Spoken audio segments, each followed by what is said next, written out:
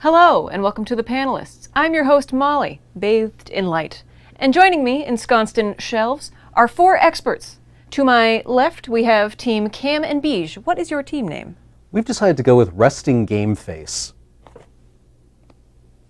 Consider me gamer intimidated. Game intimidated? Game intimidated. Intimidated.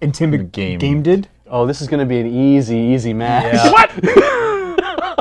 And to my right, we have Team Jacob and Adam. What is your team name? Oh, you don't mess with perfection. We are, have been, and shall remain the Golden Lovers. Yeah. Omega, Obushi. Damn right. Yeah. Ibushi. Ibushi. Yep. They kiss. With their butts. Yeah. Good news! Are you now, or have you ever been, tired? Do you find it difficult to achieve a full night's sleep? Do you wake up feeling sore and unrested? Now there's Pill, TM, from the makers of Insert Callback Here. With Pill, TM, you can get the full restorative detoxifying benefits of a full night's sleep in just 30 minutes out of every 24 hours. You can wake up each day feeling refreshed and alert and accomplish more than you ever thought possible. Ask your doctor about Pill, TM.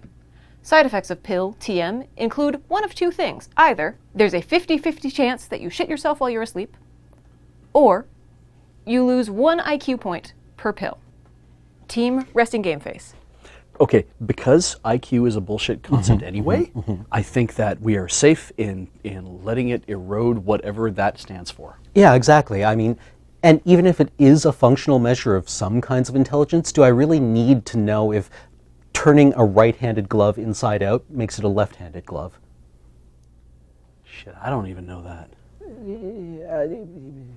We'll take the IQ abrading side effect, Molly. And in fact, may already have. Yeah, I think I'm okay with it. I'd rather have a really bad case of SWAS 50% of the time than get dumber in some sort of immeasurable way. Yeah. Like, we can't see our character sheets. Yeah. So whatever is on that character sheet, no matter what system they're using, your intelligence stat, or perhaps there's a couple, like emotional intelligence, relationship intelligence, one of those is lowering by 1 point every time you do the thing. So you might end up lowering, like, your intelligence far enough where you might just poop yourself anyway because you forgot to, you know, empty the tank at some point during the day. Yeah. Besides. The kind of circumstances in which we would really, really benefit from this, say you're in school or you're working on a big project, if you're only getting half an hour's sleep because you're already pushing yourself to the limit, then 1 IQ point is a perfectly reasonable trade-off for whatever malady that you would be suffering for only getting a half hour's sleep anyway. And hopefully by, like, if you're involved in, like, research projects, or if you have that now available time to be learning more and doing more, maybe it's not a zero-sum game. Maybe you are actually using that time to get smarter, and yes, it shaves off a point, you know, every time you use the pill, but maybe you're gaining 2 or 3 points because you're doing something valuable for your mind. Yeah, let's pretend IQ works that way. Yeah. And the nice thing is it'll get easier to pretend IQ works that way. Yeah.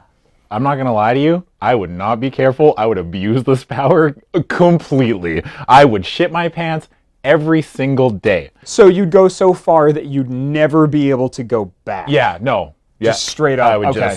I would live a life of excess and avarice and just eat that pill every single day. I'm glad you know this much about yourself. Yeah, I have that personality where if you give me that power, I will abuse it. Oh, think of all the tabletop games you could run with that time too. Yeah. Think of all the stuff you could do. Oh God, I'm right there in that boat with you, aren't I? I'd be with such you. a bad enabler. Oh my God, we could take the pill at the same time and then we just be like actually hang out. What if we just, or Yeah. we could take the pill at the same time, and then we just both sleep in the bathtub, and then we just shit ourselves, and then it's just like a 2-for-1 special, right? Because I don't think I would care if it was my shit or your shit that was getting on me. Yeah, and then we could we could keep a little scoreboard, like a whiteboard. Yeah. Correct number of guesses of what you and I ate that day. Oh, somebody's been eating beets. Ooh, man, corn, huh? Man, was that a burrito? Yeah, it's like burrito or weird sushi. Yeah, that's a good game. All right, I'm glad we're on the same page with this. Yeah. To be honest, I would have assumed, like, if I had more time in a day, I know what I'd do with it. I'd sleep. I know, right? I actually enjoy sleeping. Yeah. It's really nice. There's very low expectations. You get to not move, which I do already. Yeah. Right? And you don't have to play any video games. And so it's if I take a pill so that I can get 8 hours of sleep in 30 minutes, I'd wake up at 3:30 a.m. at that point, and I'd be like, well, great, I got the rest of the day open to me. What am I going to do? More sleep. Yeah. Or you wake up at 3:30 in the morning because you went to bed at 3, and then you have to be quiet. Yeah. Because nobody else is taking the pill that slowly ablates your IQ. Yeah. Because that's a bad idea, but here we are. And you have to like tiptoe around the house, only your IQ is slowly getting worse. Yeah. And so you get more clumsy or you get less considerate, and it just leads to all kinds of chaos. Yeah, awkward situations with your partner who's wondering why you've got one foot in a bucket. Yeah. And you can't explain it at all. Yeah. But eventually, I assume after about 3 months, you wind up just as like a potted plant. But also very happy because you're well rested. My worry is that if you get your half an hour of sleep and slowly ablate your thing, and then you sleep more, we're going to have to pour you into that farmer round shoe, what you called a bucket, and actually like cart you around places, because not only will your mind be atrophying, thus also will your body. And again, you might end up with our problem where you're just going to like drop a deuce right in bed. Also, a poop a day is regular and not weird. That's true. Yeah. Yep. At what point do you think you stop noticing when you've shit the bed? Immediately. I think I get Like, over it pretty a quickly. week in, 2 weeks in, and you're just like, oh, I forgot to check this to see if I shat the bed this morning. Oh, looks like I shat the bed last night. What kind of poop is it, too? Not to get too granular, but I mean, like, It's is hopefully it like, not granular. Well, That means you got blood in Not there. to get too specific, is it like, Does it have to do with diet, or is Yeah. it like a side effect of just like it's coming out like soft serve? Like what's the, because that preventative measure, like if it's a predictable thing or something preventable, like if we can like manipulate our diet to have more solid Dukadukes, then great. But if it's just going to be like, no, this is a Play-Doh fun factory and you just shat spaghetti, like what do we, like, can I what do we poop do the about that? star one? I like the Play-Doh Fun Factory is like... can it That's be a plastic surgeon. That doesn't have anything to do with the pill. I want it to be fun shapes. Why can't it be fun? Poop can be fun. That's a different miracle pill. Adam. Damn it. I realize that the social construct of IQ might not exist. Sure. But you do run the risk of it being proven that it exists by taking this pill. Well, we'd never know. And we get like a point dumber every time. And I still maintain that there's things you can do to counteract that. You can't really counteract a 50-50 shot of shitting yourself while you sleep. Well, you can sleep in a bathtub, I guess. That's mitigation, right? Yeah, You yeah, still end the- up shitting yourself. Yeah. Yeah, Yeah, like it's not that bad. for us, it's like all we have to do is like read another book, like smart guys do. Yeah, and I mean, I've already taken lots of pills that have probably done way more damage to my IQ than one per issue. And you know, when you drink alcohol and it says it kills brain cells, it kills the weak ones, doesn't it? Yeah, Yeah. yeah. Absolutely. That's what I yes. heard a comedian say one time, and I have to believe it's true. It's actual science. Well, it's like the joke about, how every cigarette you smoke takes like 6 hours off your life. And It's those the are ones just at the end. The ones at the end, and Yeah. those ones suck anyway. I heard a comedian say that once too. And if nothing else, as we've proven as comedians that we are a font of human wisdom. Exactly. And if we're that smart, that any sort of erosion to our IQ is going to be undetectable. Because your IQ is so high, or because it's the opposite? Yes, absolutely. I think there's something to be said about...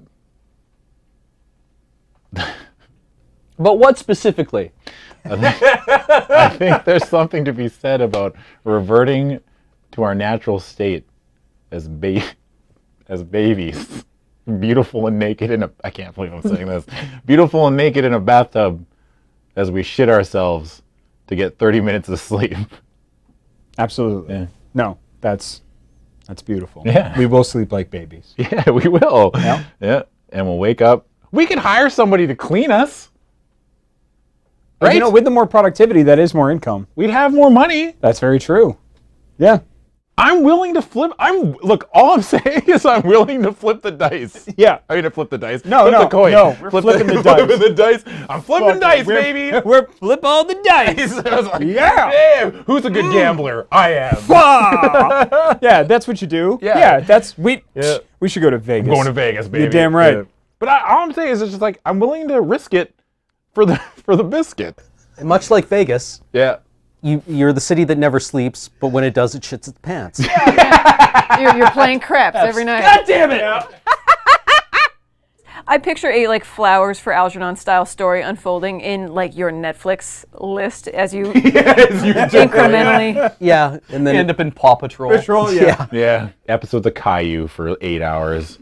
That whiny little shithead baby. He has some very important things to say. And I'm sure if I watch this episode over again, I'll get it this time. You know. I'm just a kid who creeps, shits himself and never sleeps. Don't turn your back upon Caillou. I take this pill because I like to get stuff done. Sleep in a bathtub on Anyway, I'm tapped out of the poop jokes, so yeah, I got nothing else. Time to wipe. Time to Time to wipe. Star wipe. Well, much like Jacob and Adam's bathtub, let us wipe this clean with more good news. I have two goblets. You probably already guessed that one of them is poison, and you would be correct. But what you didn't guess, it is also the most delicious thing you'll ever taste. The other is not poison, but it is the knowledge of exactly how you will die, with no clue as to when, and it tastes just okay. Choose a goblet for the other team to drink.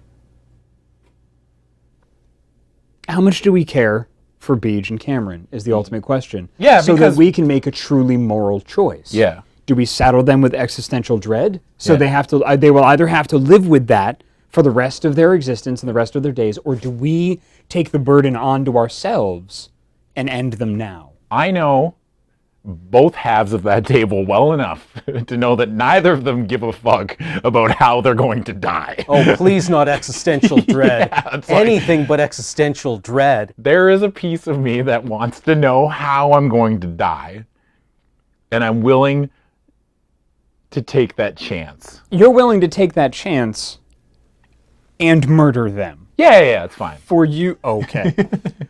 So the whole morality thing, Oh, no, I don't know. fuck ethics. Bye, guys. Yeah, So see you we're later. being gifted with a new experience. Yeah. I mean, the most delicious thing we ever can taste, the last thing we'll ever taste. Hopefully, what if we do survive and we know that you poisoned us? Yeah. What if when you taste your goblet, you see us revenging ourselves upon you? I kind of like that, though. I want to write that play. Yeah. If you drank the goblet that revealed how you were going to die and saw me strangling you, that's someone in disguise, I feel. I would just be like, oh, no, it's very squidgy and I Yeah. don't like it. You strike me as an ordering a hit kind of guy. Yeah, just like press a button and a hellfire missile like falls out of the sky. See, now I don't feel so bad about trying to kill Cameron. Thank you. It's not it's not like you no, it's they get the most delicious thing and then they expire. Yeah, but we're just talking about the possibility that what if we drink this and then we see that Cameron's the one that kills us? Also, it could be Beej. Hi. He's still here. I mean, it could be Beej. But he's been taking that pill for so long that he's probably not smart enough to kill us anyway. What if when you drink from your goblet where you'll know your death, what you see is you drinking from that goblet? And the reason is because what's in both of those was probably poured out of the same bottle to begin with. Are you suggesting just dumping out the thing and just having a commemorative keepsake goblet from your friend? Yeah, if you pour out the chalice, does that attract the attention of the gods now? Do they send like Anton Chigurh after you? I think there's a rule set in place to prevent people from circumnavigating the rules of the goblets. Anton Chigurh with a stun gun going, what's the most delicious thing you've ever tasted? It's like, fucked if I know. I poured it all over the ground. Lick it up. Like, oh no. What if you taste the most delicious thing in the world that you will taste and then die, and it doesn't taste very good? Well, okay, at least I get to have this experience, and you taste it and it tastes like cold ragu from the jar pasta sauce or something, right? Oh. And you're like, really? Was that my pinnacle?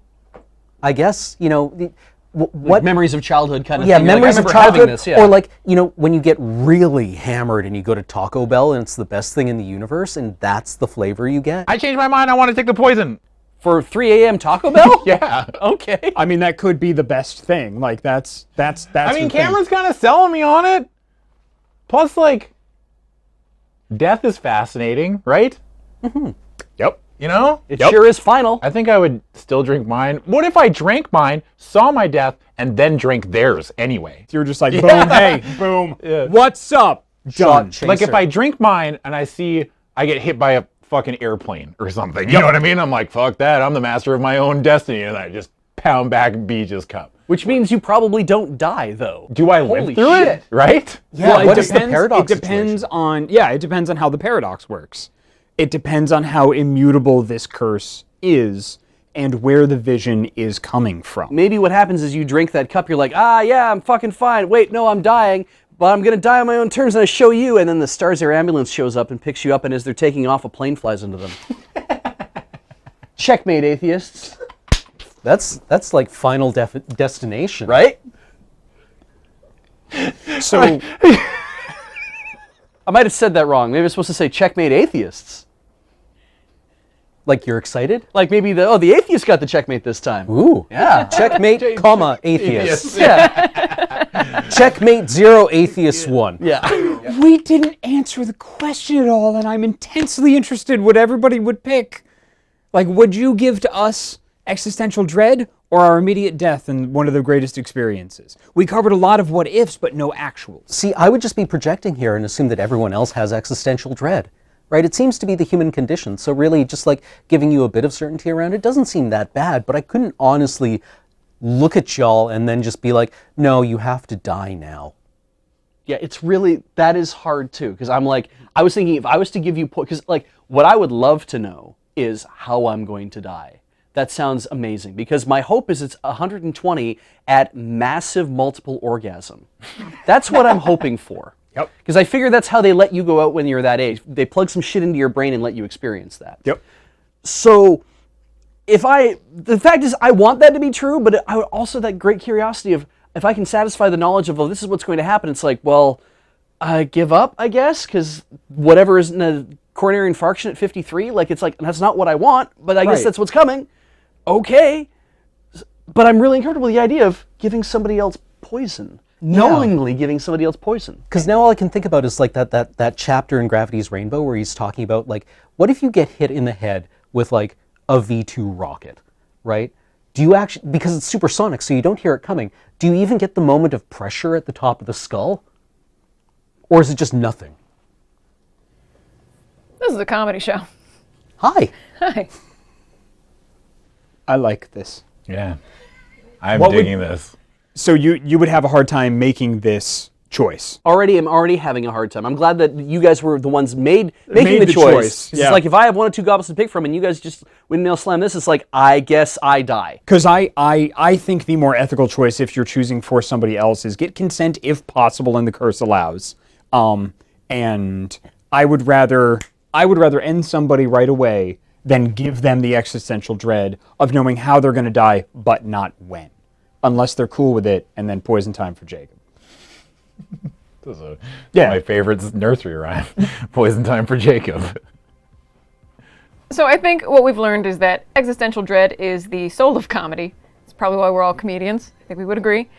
And that this new layout of the set is very good because y'all can see each other. Yeah. Which really promotes, I'm going to give you each 100 points for being reluctant to poison each other. Hooray. Well, I'd argue that I was I probably should give the 100 points to Jacob because I said, Let's say 20-75. okay, You good with yeah, that? fair. That's good. At no time did I say I was reluctant to poison anybody. Take your goblets. I would like to thank Adam and Jacob and Cam and Beej for joining me. I'd like to thank you for liking, commenting, and subscribing. This has been Season 2 of The Panelists.